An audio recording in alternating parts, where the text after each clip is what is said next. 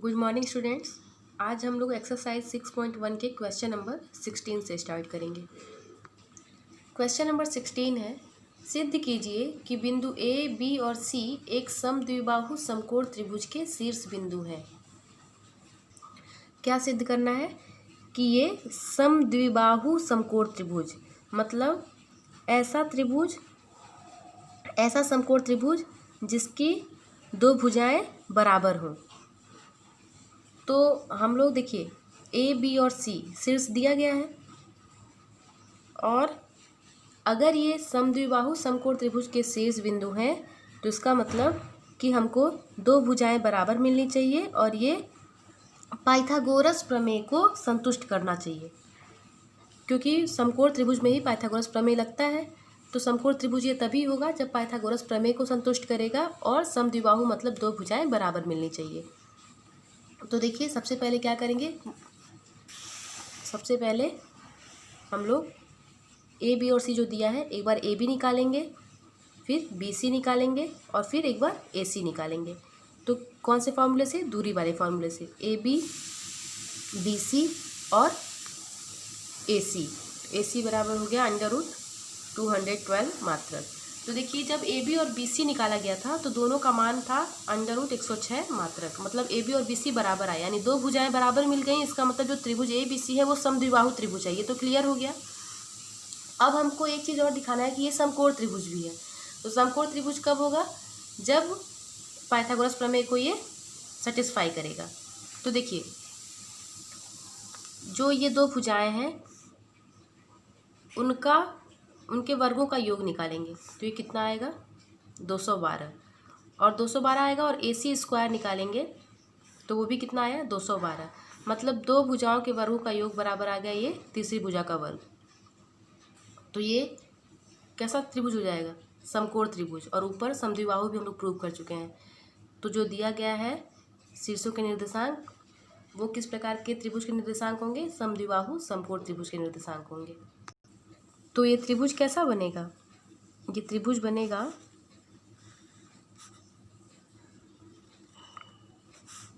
इस तरह का।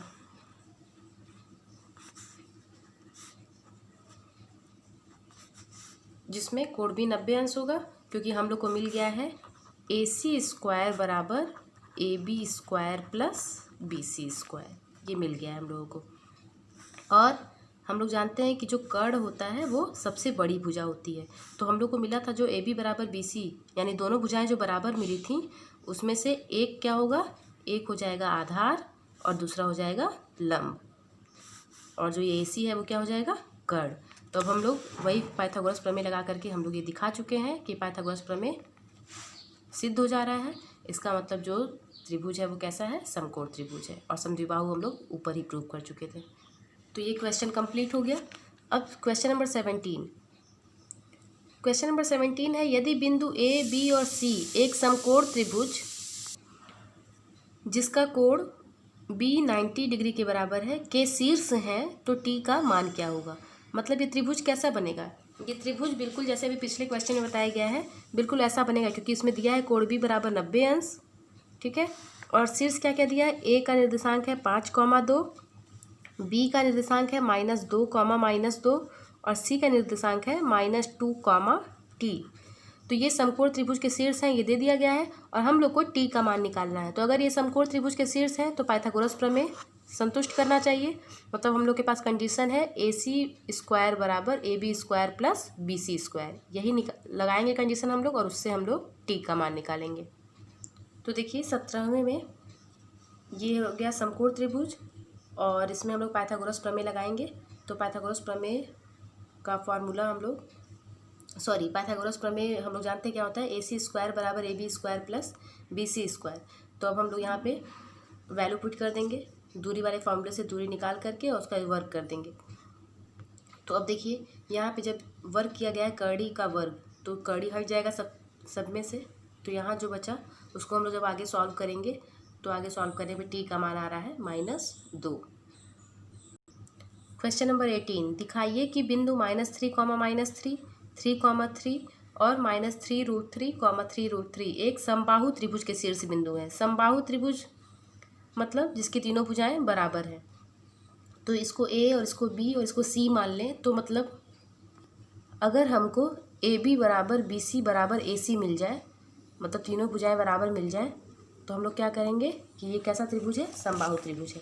तो देखिए अगर हम लोग इस तरीके से बना लें, इसको ए मान लें, बी और सी, तो हम लोग क्या करेंगे, तो देखिए यहाँ पे हम लोग को ए बी, बी सी और ए सी निकालना रहेगा। तो ए बी मतलब ए और बी के बीच की दूरी, तो दूरी वाले फॉर्मूले से इसको आप लोग स्वयं निकालेंगे। बी सी और ए सी निकाल लीजिएगा, और तीनों निकालने पे आप लोग देखेंगे कि तीनों क्या आ रहा है, बराबर आ रहा है। तो आप लोग लिख देंगे चूँकि ए बी बराबर बी सी बराबर ए सी, इसलिए त्रिभुज ए बी सी कैसा त्रिभुज है, समबाहु त्रिभुज है।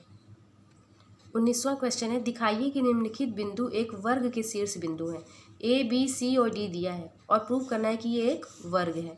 तो वर्ग प्रूव करने के लिए देखिए अगर हम लोग ऐसे लिख देते हैं बना करके, तो फिगर की सहायता से समझने में आसानी रहेगी। तो अगर ये वर्ग के शीर्ष होंगे तो हम लोग को क्या मिलना चाहिए, ए बी बराबर बी सी बराबर सी डी बराबर डी ए, यानी चारों भुजाएं बराबर मिलनी चाहिए और इसके विकर्ण भी क्या मिलने चाहिए, बराबर मिलने चाहिए, मतलब ए सी बराबर बी डी। तो हम लोग को किसके किसके बीच की दूरी निकालनी होगी, ए और बी के बीच की दूरी, मतलब ए बी बी सी निकालना है, सी डी निकालना है, ए डी निकालना है, ए सी निकालना है और बी डी निकालना है। तो जब निकाला गया तो देखिए ए बी आया √17, बी सी भी आया √17, सी डी भी आया √17 और ए डी भी आया √17, मतलब चारों भुजाएं बराबर। और जब विकर्ण देखा गया तो विकर्ण भी यहाँ आया √34, यहाँ भी आया √34, यानी विकर्ण भी बराबर मिल गए। तो हम लोग को क्या क्या मिल गया, चारों भुजाएं बराबर मिल गई और विकर्ण बराबर मिल गया। इसलिए जो शीर्ष दिए गए थे वो किसके शीर्ष होंगे, वर्ग के, मतलब ए बी सी डी एक वर्ग होगा। क्वेश्चन नंबर 20 है, जांच कीजिए कि क्या बिंदु 5, -2, 6, 4 और 7, -2 एक समद्विबाहु त्रिभुज के शीर्ष हैं। तो एक त्रिभुज आप लोग बना लीजिएगा, उसमें इसको ए बी और सी मान के दर्शा दीजिएगा। और अगर कोई भी दो भुजा आप लोग को बराबर मिल जाए तो आप लोग लिख देंगे कि ये किसके शीर्ष है, समद्विबाहु त्रिभुज के शीर्ष हैं।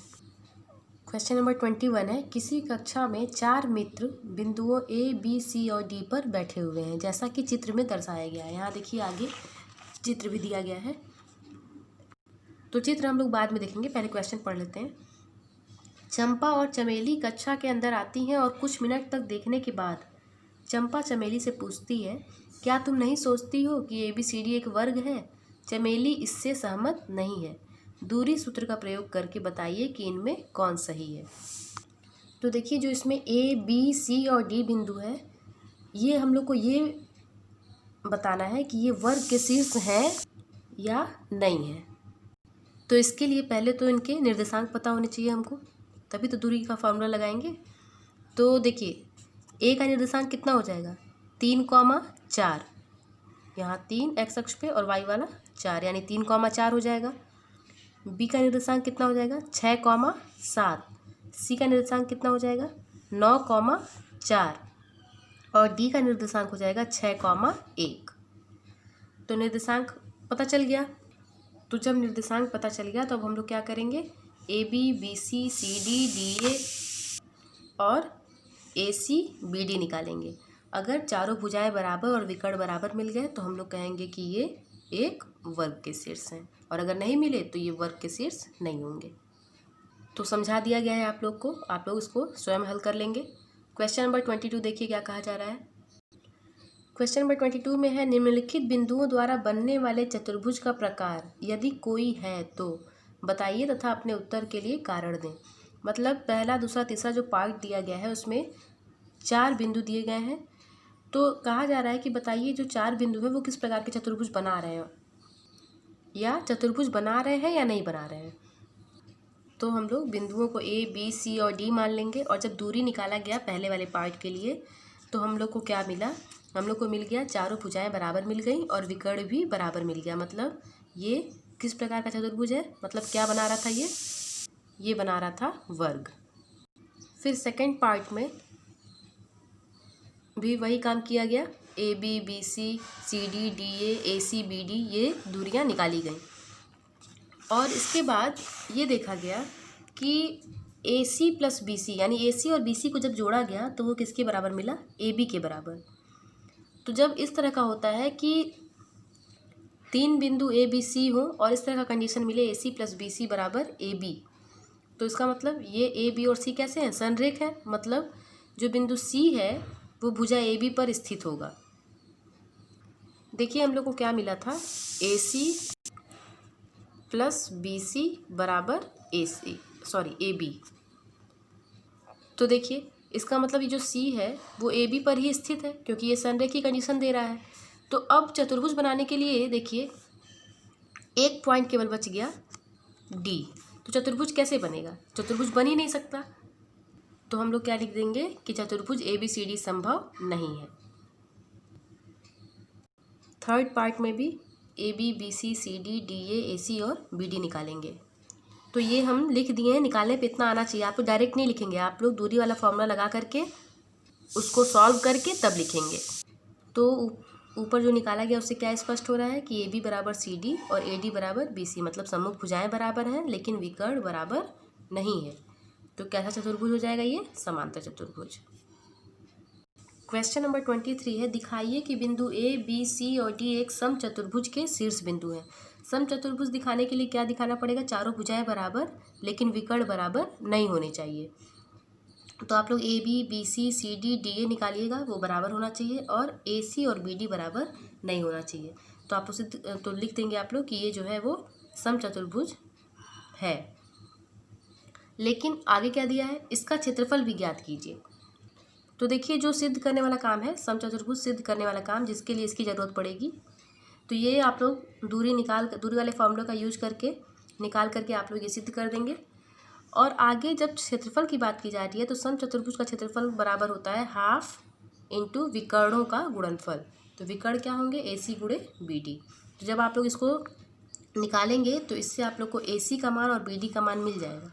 जब इसको आप लोग निकालेंगे तो यहाँ पे आप लोग वैल्यू पुट कर देंगे और जितना आएगा उतने वर्ग इकाई हो जाएगा सम चतुर्भुज ए बी सी डी का क्षेत्रफल। क्वेश्चन नंबर 24 है, दिखाइए कि बिंदु ए बी सी और डी समांतर चतुर्भुज के कोणीय बिंदु हैं। कोणीय बिंदु मतलब शीर्ष। और बताइए कि क्या यह एक आयत है। तो पहले तो ये दिखाना है कि समांतर चतुर्भुज के कोणीय बिंदु हैं। तो देखिए समांतर चतुर्भुज के कोणीय बिंदु दिखाने के लिए क्या होना चाहिए, सम्मुख भुजाएं बराबर होनी चाहिए और विकर्ण बराबर नहीं होना चाहिए। तो देखिए यहाँ पे हम लोगों ने दिखा दिया कि ये आप लोग को स्वयं ज्ञात करना रहेगा। ए बी निकालिएगा, सी डी निकालिएगा, ए डी और बी सी, और आप लोग देखेंगे कि ए बी बराबर सी डी मिल रहा है और ए डी बराबर बी सी मिल रहा है। तो ये हिंट दे दिया गया है आप लोग को कि क्या करना है। तो ये दूरी आप लोग फॉर्मूला का यूज करके निकाल लेंगे और फिर विकर्ण दिखा देंगे कि विकर्ण ए सी और विकर्ण बी डी दोनों ही बराबर नहीं मिल रहा है। इसका मतलब ये किस प्रकार का चतुर्भुज हुआ, समांतर चतुर्भुज, और विकर्ण बराबर नहीं है इसलिए ये आयत नहीं होगा। तो हम लोग क्या लिख देंगे कि हम लोग को मिला सम्मुख भुजाएं बराबर लेकिन विकर्ण बराबर नहीं मिला, इसलिए ये एक समांतर चतुर्भुज तो होगा लेकिन आयत नहीं होगा। तो आप लोग अपनी कॉपी में क्वेश्चन नंबर 24 तक कंप्लीट कर लेंगे। क्वेश्चन नंबर 25 से आप लोग को नेक्स्ट वीडियो में बताया जाएगा।